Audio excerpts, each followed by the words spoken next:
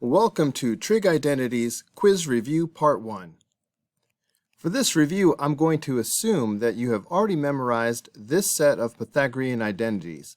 So if you haven't, please pause the video and memorize them right now. I am also going to assume that you have already memorized the sine, cosine, and tangent of these three special angles. For example, off the top of your head, you should know that the sine of pi over 6 is 1/2, and all the rest. We can define the 6 trig functions in terms of a radius of a circle, the angle of rotation from the positive x-axis to that radius, and a point xy at the end of that radius. Sine is y over r, cosine is x over r, tangent is y over x. Cosecant, secant, and cotangent are just the reciprocals of sine, cosine, and tangent. For problem number 1, we are given that cosecant is equal to 25 over 7, and theta is between 0 and pi over 2. We need to find tangent theta. Sine theta is y over r, so cosecant is r over y.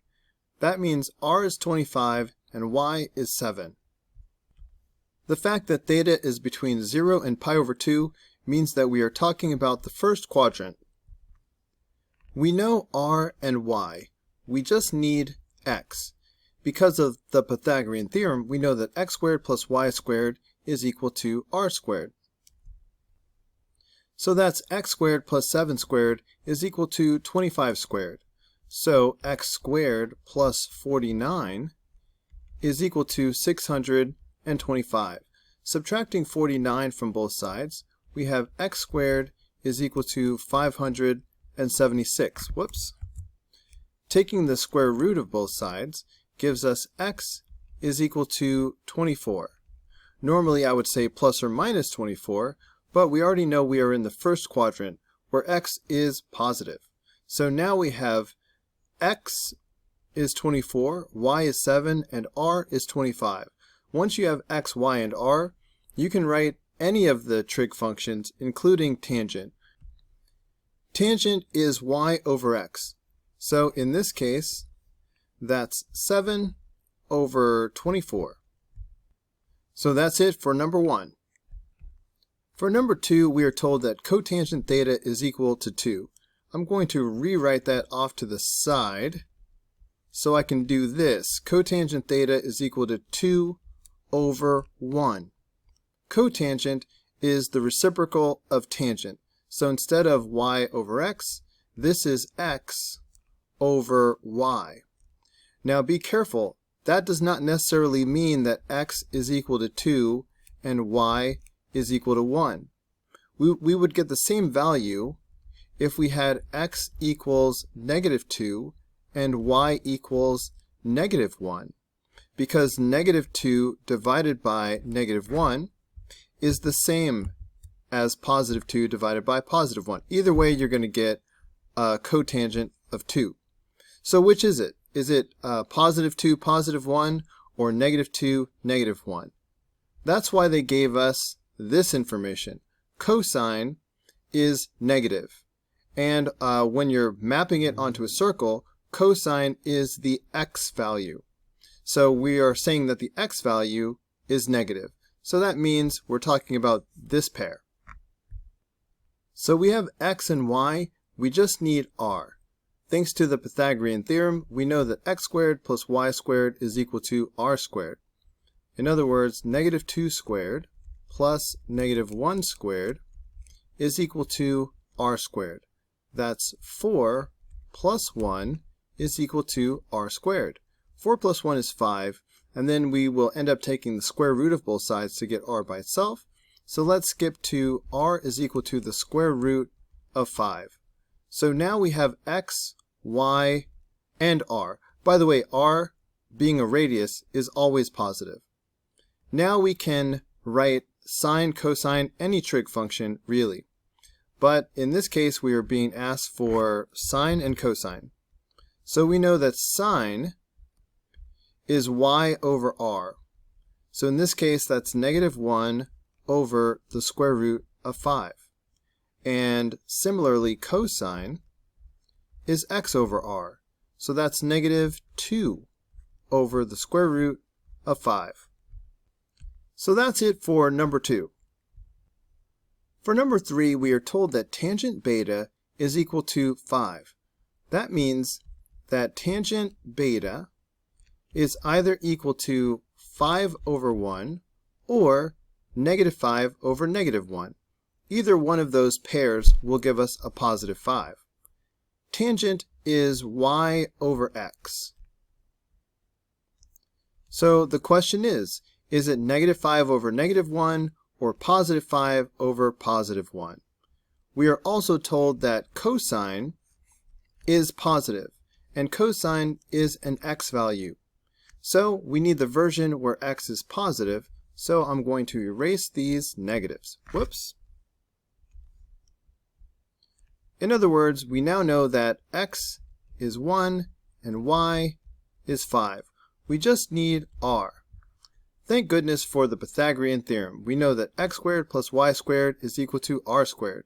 In other words, 1 squared plus 5 squared is equal to r squared.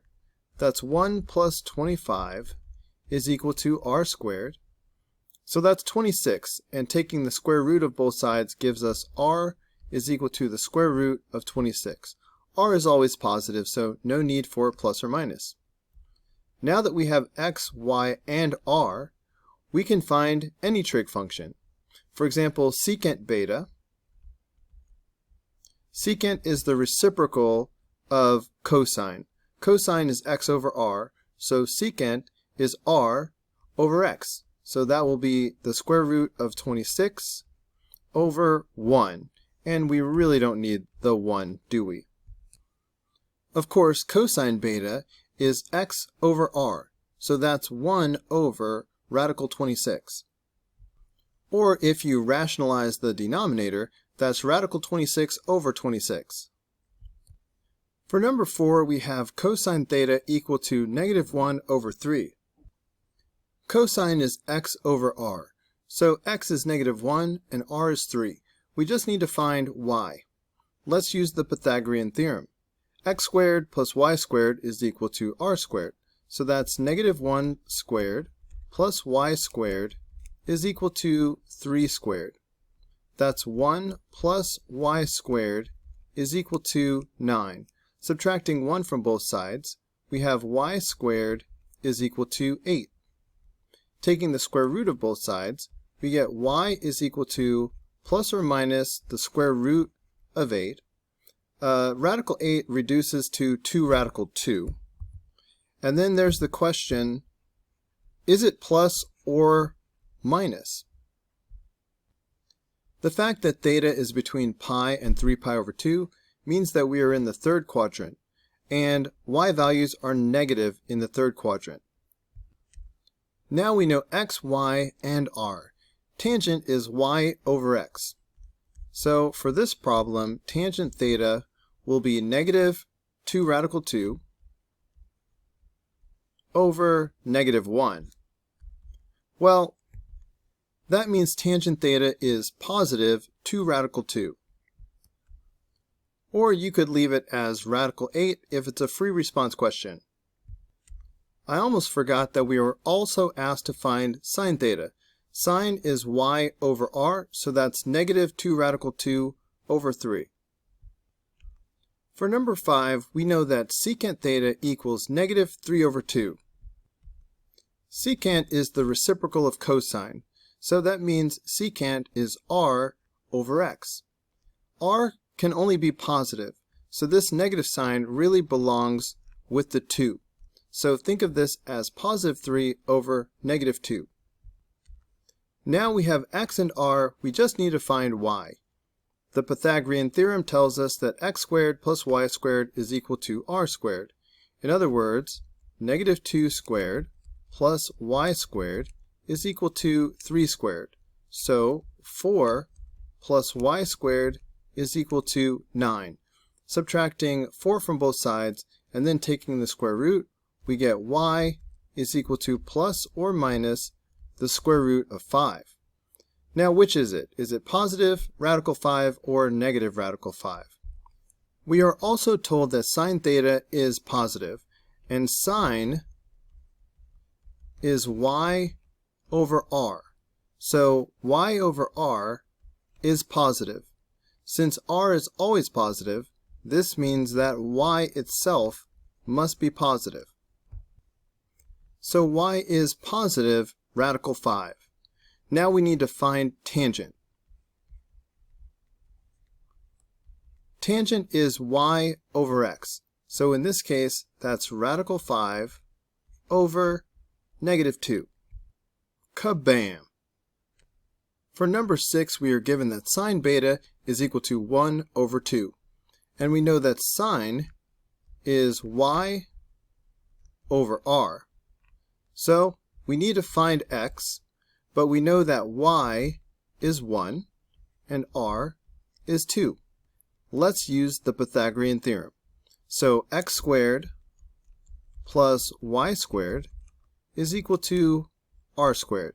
In other words, x squared plus 1 is equal to 4.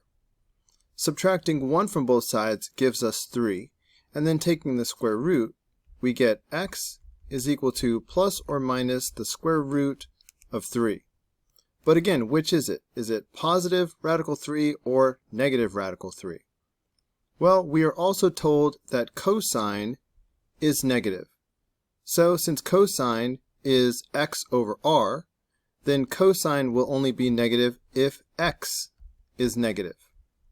So that means we need a negative radical 3. Now that we have x, y, and r, we can find secant and tangent. Let's see, secant beta.